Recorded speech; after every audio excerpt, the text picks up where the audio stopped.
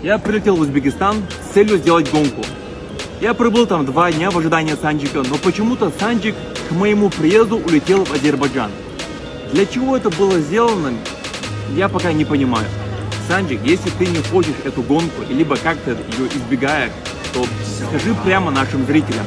Ты на этой теме только хайпуешь, ничего более. Если ты боишься, то я просто тебя оставлю, все, мне это не интересно. У нас есть дела куда важнее. Мы прилетели сейчас в Дубай, организовали встречу с Эндрю Тейтом, обсудили планы, и в скором времени будет что-то крутое. Так что, Санджик, я ждать тебя не собираюсь. Как будешь готов, набирай, пиши, я сразу прилечу в Узбекистан и покажу тебе, что твои слова в данной ситуации ничего не значили. Все, я на связи. В Узбекистане мне очень сильно понравилось, спасибо за ваше гостеприимство.